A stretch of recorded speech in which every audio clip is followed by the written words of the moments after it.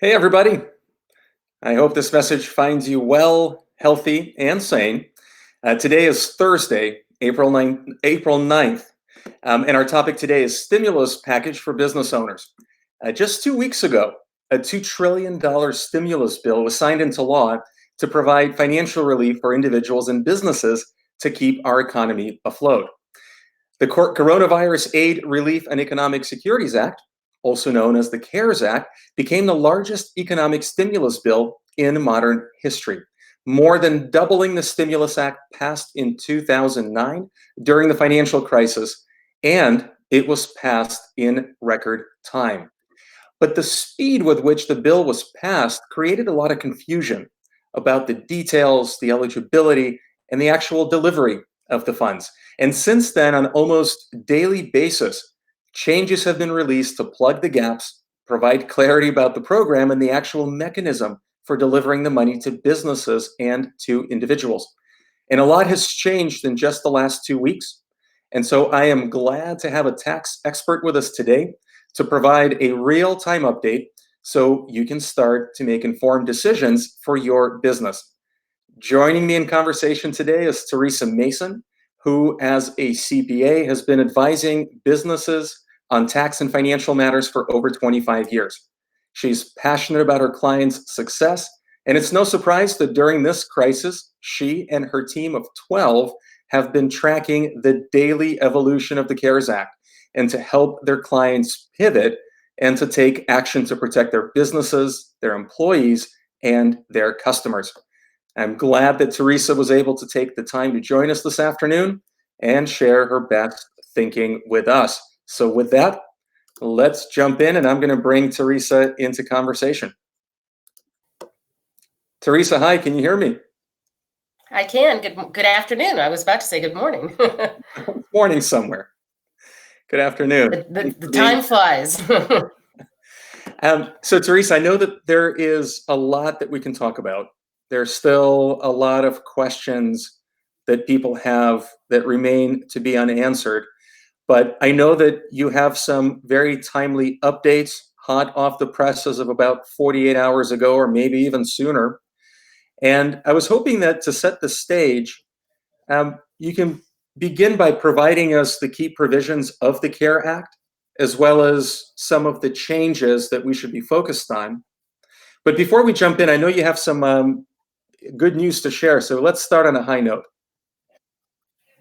Absolutely. So the good news actually happened just this morning. I had two of my clients that submitted applications for the Paycheck Protection Plan that have actually already received approvals from the SBA, and one with a promise of funding by tomorrow. So the good news, I think, is that the money is starting to flow, and it's getting into the hands of the small business owners so that they can get their employees back on payroll and help stem the financial crisis that's been brewing. Now, that's great to hear. Well, can you tell us more about what are the key provisions? It's a lifeline. Yeah, there are three main areas of the CARES Act that small businesses can focus on for relief and help with their businesses. The first one is what I mentioned, the Paycheck Protection Plan. The second one is called the Economic Injury Disaster Loan Program. And the third arm of this is some changes to the tax provision in the tax code to free up some cash flow for business owners. The biggest thing that's been getting most of the press lately is the Paycheck Protection Plan. The purpose of that is to get immediate cash to business owners so that they can keep their employees on payroll during this time. It applies to people who have 500 or fewer employees, and they can get up to 2.5 times their payroll costs in a loan. The biggest differentiating between this and other programs is the fact that this loan could be potentially 100% forgiven. And that's a game changer for many small businesses who don't want to get deeper into debt at this point in time. Do you want me to jump right into some of the changes we've seen on the Paycheck Plan? Yeah, because those have been the most significant. Yeah, I think this is probably the area that people have the most amount of questions around, and there's been a lot of confusion around who qualifies, what it's going to cover, what's going to be forgiven. So please do share with us some of the most recent updates. Okay, and for the people who are viewing it, this is a very common process when you have legislation that's passed so quickly. There are always going to be follow-ups and frequently asked questions that get issued to give more guidance on how to actually implement this stuff. So the biggest change that's happened with this particular program is 2 days ago, we received some FAQs from the Treasury Department that actually spell out a couple of things that were not picked up in the original bill. Most importantly, how do you calculate what you're going to get from this relief bill? When it first came out, you included independent contractors that you paid as well as your employees. Now you can't do that anymore. It's only for people who are on payroll and are part of your 941 payroll tax filings that get to be included. That was probably the biggest game changer, especially in this gig economy where people are using more independent contractors. That reduced quite a bit of money that people could get from the loan. The other thing that was significant that we're still waiting on guidance from is whether people who are the owners of businesses that are LLCs or partnerships, if we can include their distributions in those calculations. And we still don't have any guidance on that, unfortunately. One of the good things that happened is the SBA confirmed that depending on when you filed your application, they will follow whatever the rules were at that period in time. And so you don't need to go back and refile if you've already put in your application,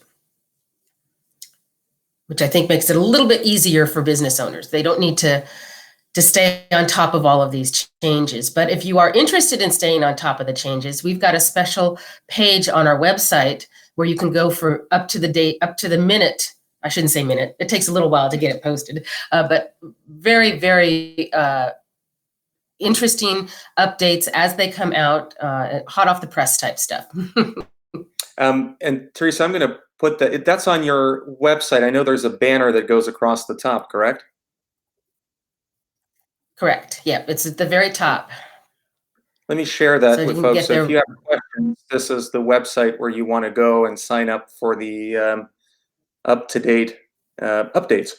So thanks for mentioning that, Teresa. Yeah. Is there anything else that has evolved in the last few days related to the PPP program? There has been. They've provided some clarity about people who are compensated at more than $100,000 a year. There was some question as to whether all of their salary and benefits were capped at the $100,000, but we got clarity that it's just salary because you can add in benefits on top of that in the calculator. We do have a calculator on the website as well that will help you in determining exactly how much you could get from this loan. The other thing that changed are some of the basic terms. As I mentioned earlier, the majority of us are going to be able to have these loans forgiven if we spend the money in the appropriate way. For those that can't get it all forgiven, they've changed some of the terms of the loan that it would turn into. It used to be a 0.5% interest rate. Now it's 1%. It used to be payable over 10 years. Now it's payable over 2 years. The one thing that is consistent is payments will not start for the first 6 months that you have the loan. They're pushing those out a little bit. So that should make things a little bit easier as well. We're still waiting on clarification on the forgiveness piece. We haven't seen a whole lot of that. And I believe that that's mainly because people are so focused with getting their applications submitted at this time.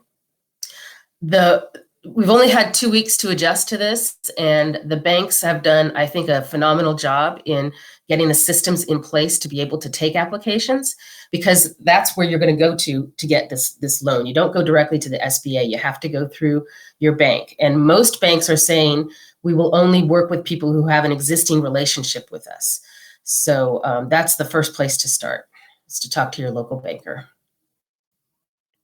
Teresa, do you have any recommendations for folks on which banks might be responding to this program faster than some of the others? Our experience so far has been that the smaller banks are being much more responsive. In fact, the two clients that I had that got their approvals and funding letters today were both from smaller banks. They seem to be able to pivot a little bit faster than some of the larger ones. I'm glad to see that Wells's lending ability has been increased because they hit their ceiling within the first day of accepting applications. And they're one of the largest lenders in the country. And so that signals to me a real cooperation between government and the private sector. That's good to hear. Teresa, I know that the forgiveness part of this is still being worked on, and you can't really comment on it, but can you provide any additional clarity? I keep getting questions from our clients asking whether at least the forgiveness is only going to be considered if that money is spent on payroll, or can it also be spent on operations like rent and other fixed expenses? There are very few narrow categories that you can use that money for and have it forgiven. They came out last week basically saying that you have to, if you get $100,000 in this loan, 75% or 75,000 has to go to payroll expenses. If you do less than that, because you've either cut back on your full-time equivalents or you've asked people to take pay cuts, then part of the loan will not be forgiven. And there will most likely be a proration that we'll need to calculate.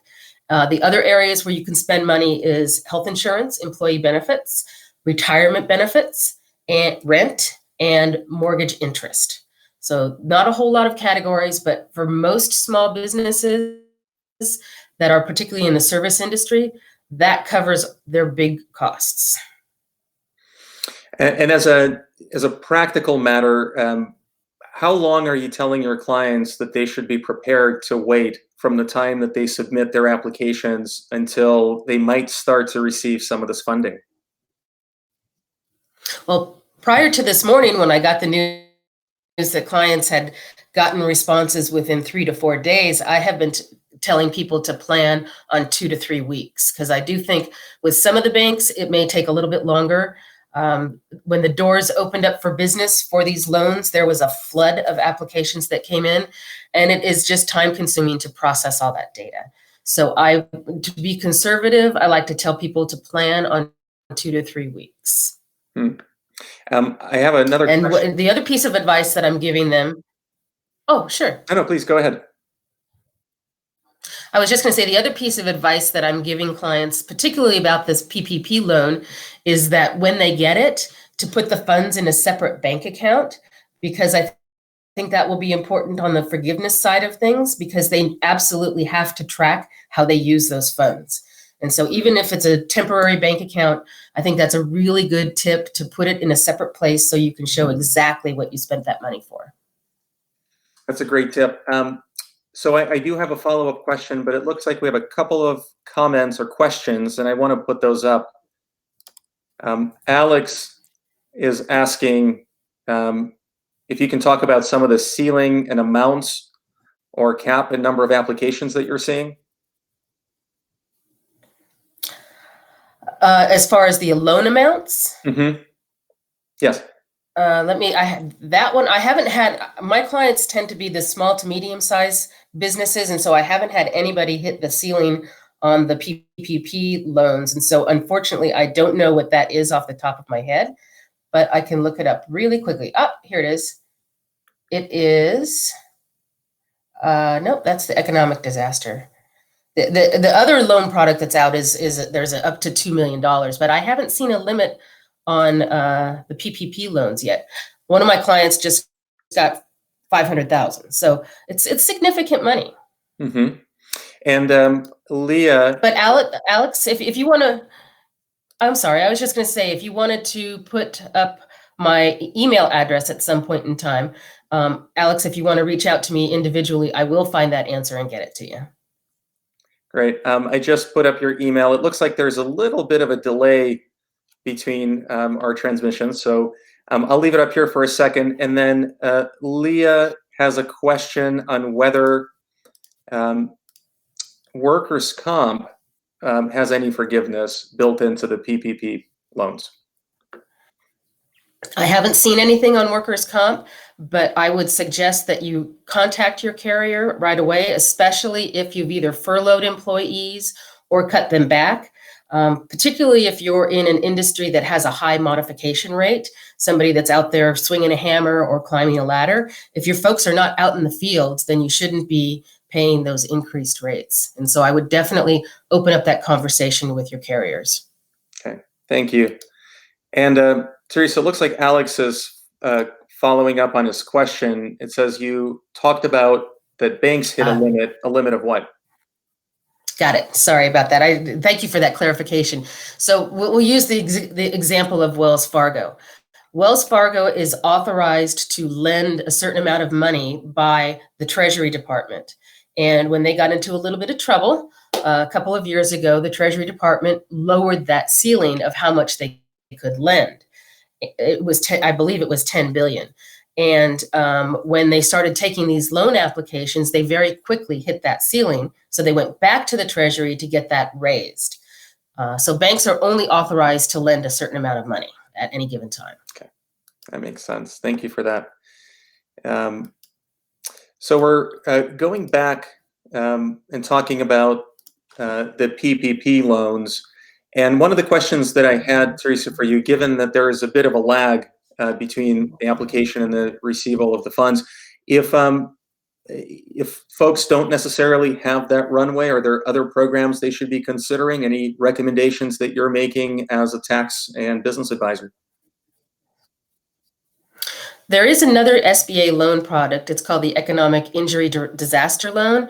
But that one, unfortunately, I think is going to take even longer to get to business owners than the PPP loans because it requires the full underwriting of the SBA.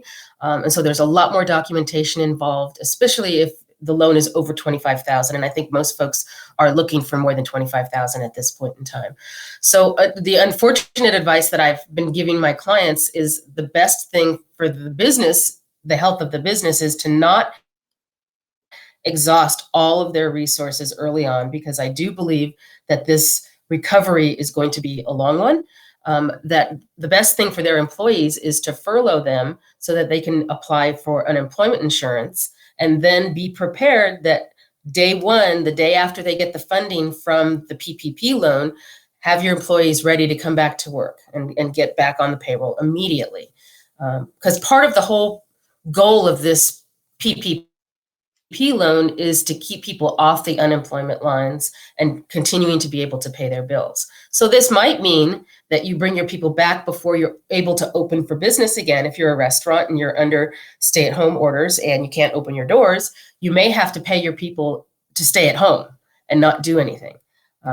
It sounds a little contradictory to a general business advice, but that's the best way that this loan is going to work for you and be eligible for forgiveness. Teresa, I know that there have been there has been some confusion around whether you actually need your employees to be on payroll at the time you're applying for the PPP loan, or can you apply while they're on furlough? You can definitely apply while they're on furlough. In fact, a lot of people are doing that. The way that you calculate how much you can get is you have to do a look back period. So you can go back to 2019 and look at what your average payroll was during 2019 and use that to determine how much you get. Or you can look at the last 12 months. So you can go from March 1st to February 28th, if that is a better time frame for you. But yes, you can definitely apply even if you furloughed your employees, as long as you bring them back when you get the funding. Okay, that's great. For the forgiveness piece. Mm-hmm. Is there anything else that you wanted to mention about the PPP loan? Let me just quickly look at my notes. This has been happening so fast and so fluid that I keep notes about the changes and when they happen. And I don't think we're done seeing changes and notifications Mhm. as they come out. The one thing that I would mention here is that it is important to stay on top of this stuff. And so I would reach out to your tax provider, your CPA currently, if you've got one, and make sure that you're in constant contact with them. We're all super busy right now. We're very grateful that we got a little extension on the tax deadlines, but there's a lot happening and you need to stay actively engaged in the conversation with your trusted advisors at this point. It's always good advice to stay connected to your advisors. And you'd mentioned something about the tax changes and the deadlines being pushed off. And I want to pivot here for just a second. I know that personal tax filing deadlines have been extended. Can you talk about what businesses are or should be thinking about, and what deadlines are we under? Have they changed? Sure, absolutely. Anybody who had an original due date of April 15th has been extended to July 15th. And so that applies to individuals and corporations. And but the one thing I have to caution folks to be careful with is that the IRS extended most tax returns, but not all forms. So there are some rare circumstances where your 1040 tax return, your individual tax return is extended. But if you have to file a specific form, particularly around any foreign investments, that might not be extended. And so that's, again, where you have to stay in conversation with your tax professional to make sure you're covered. They not only moved the tax deadline, but also the deadline for which you need to make your payments, which is very helpful. They did not adjust the deadlines at all for S corporations and partnerships because those were due March 15th. Right. And what about the California Franchise Tax Board for those folks who have LLCs? Are those tax deadlines shifted as well, or should they stay the same? They did shift as well. In fact, California was one of the first ones to do that. They actually moved all of the deadlines before the federal folks did as well. So the other thing is if you file in other states, because that's very common these days, not all of the states have complied with this. And so it's really important to understand where you file and if that state has extended or not. I've got a little due date tracker that I keep up with, that if I have clients that file in multiple states that I need to refer to make sure that all of them have extended. Some of them have only extended to May 1st. So it is definitely a moving target. Okay, another call to check with your tax professional and make sure you stay on top of it. I know this is somewhat outside of the traditional business tax question, but given that a lot of folks own rental properties, have there been any changes for real estate investors or real estate owners, including paying their property taxes? That's been done on a county by county basis, the property tax payment piece. In fact, tomorrow is the date, if you haven't paid it, that you should at least know whether your county has extended or not to make an intelligent decision on what to do with your cash. But that is being done on a county by county basis. The CARES Act did do one interesting thing. If you're a real estate investor and you did significant improvements to your property in 2018 or 2019, they did a technical correction to the rules that allow you to accelerate some of your depreciation. And so that has opened up a window of opportunity for investors who put a lot of money into their property in 18 and 19 to go back and amend tax returns and possibly get some significant refunds. Can you speak to a specific schedule that those depreciations have been reduced to, or is that a case-by-case basis as well? Yep. Well, the kind of improvements we're talking about are large ones, like putting on a new roof, installing new HVAC units, expanding the footprint of a building.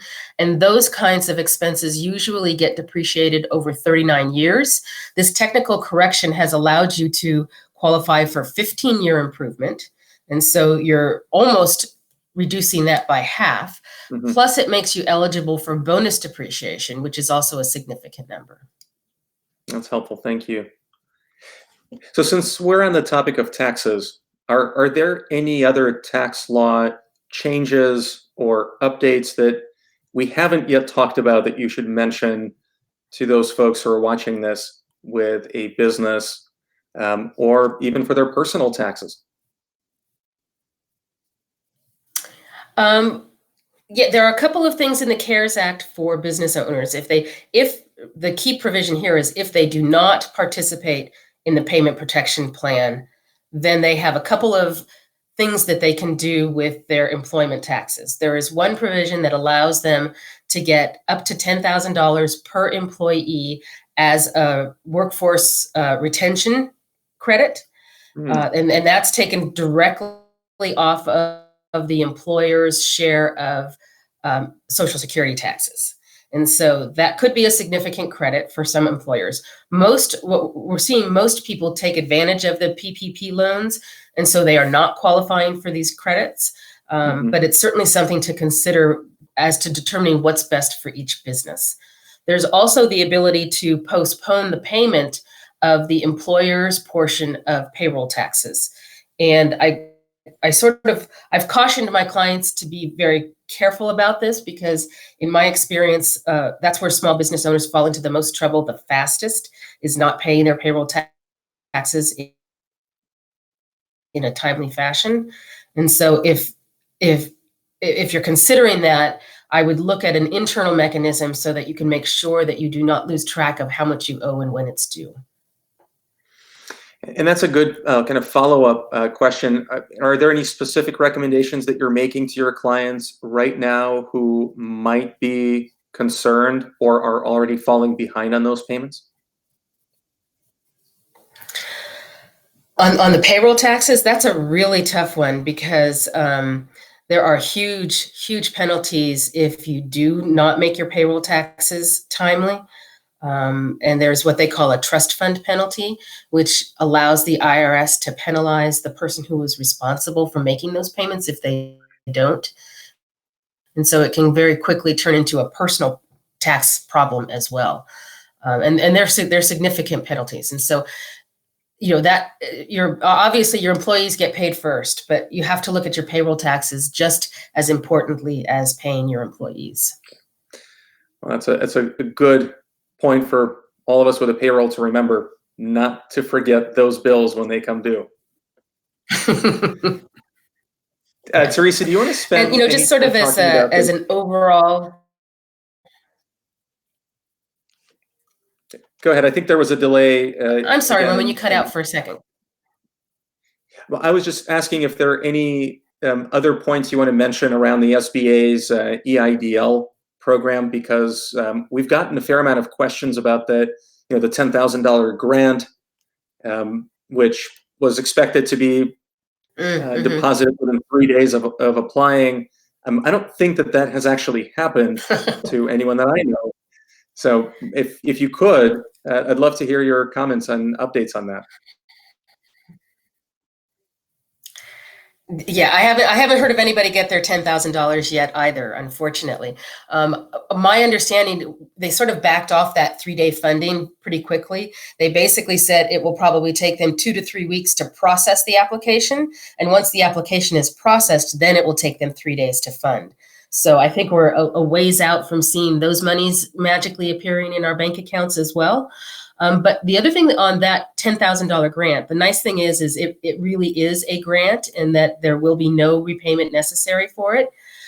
But you will need to disclose that to your bank if you've also applied for the PPP loan, because they need to coordinate those two together.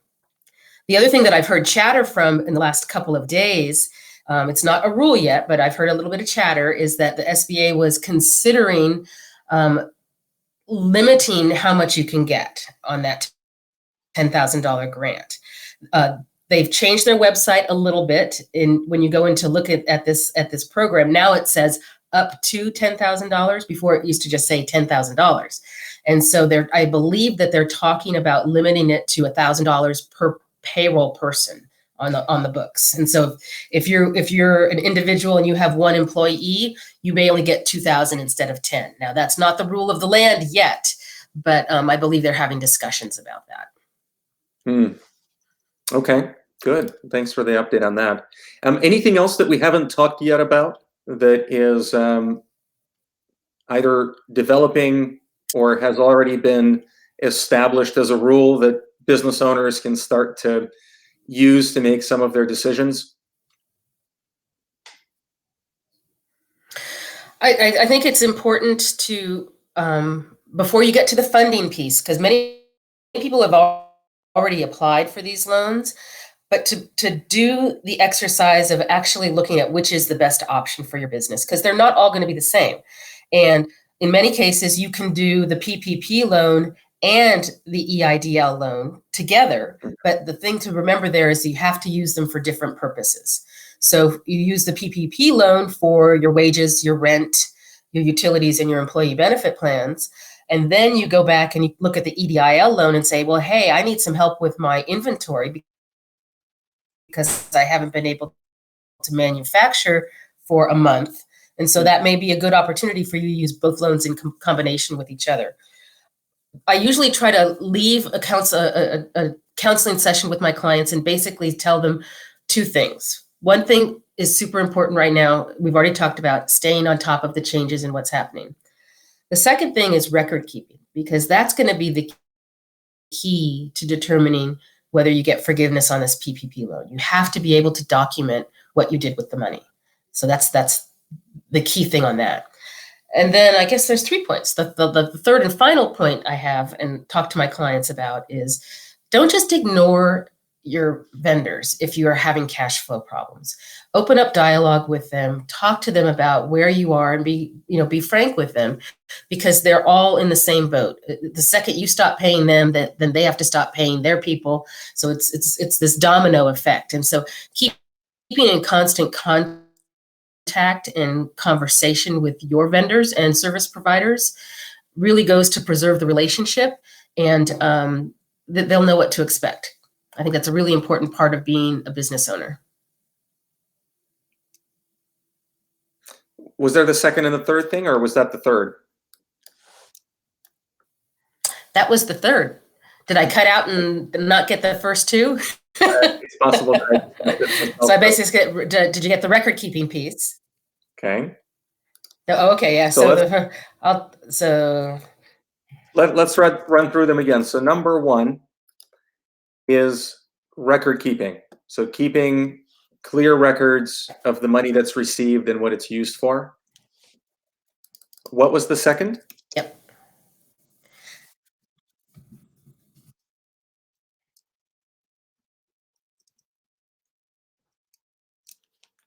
Teresa, do you have audio? Can you hear me? I do. So the second one was staying current with all of these changes as they're happening, because they may affect how you do business and which loan product you end up going with. Got it. That was my error. Thank you for clarifying. So record keeping, staying current, and then not ignoring our vendors.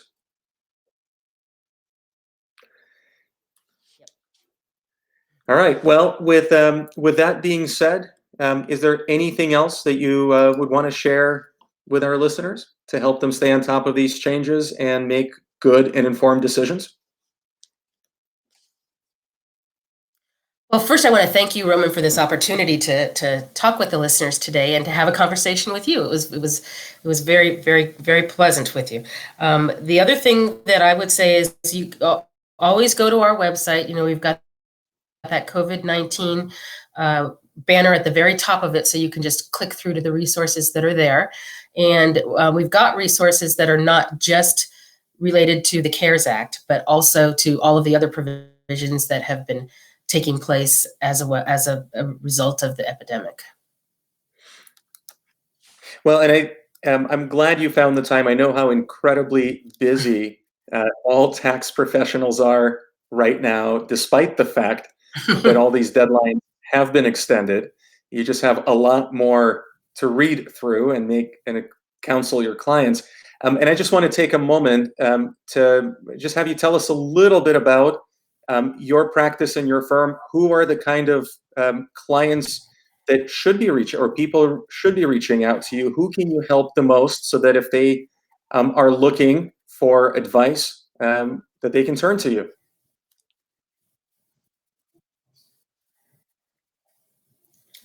Oh, well, great. Thank you very much for that opportunity. Our firm started actually many years ago. My mom was the founding partner, and we've built it up to our team of 13 at this point in time. And most of our clients are either high net worth individuals or small business owners that are intimately involved in the day-to-day runnings of their business and need help both in the tax area and in the client accounting area, because we do both tax work as well as outsourced client accounting. Well, thank you for the overview. I did not know that you were a second generation CPA business. Yeah, it's unusual. We've come across a lot of father sons, father daughters, but have not come across another mother daughter team. Well, thank you so much for being here. This has been very helpful. Your contact information is there, so if folks have further questions, I know that you've offered to provide them with answers as best you can, and there's some resources on your website. And with that, I want to say again, thank you, be well, and everyone, if you have questions, you know where to get the answers. Teresa, thank you. Thank you very much, Rowan. Well. Bye-bye.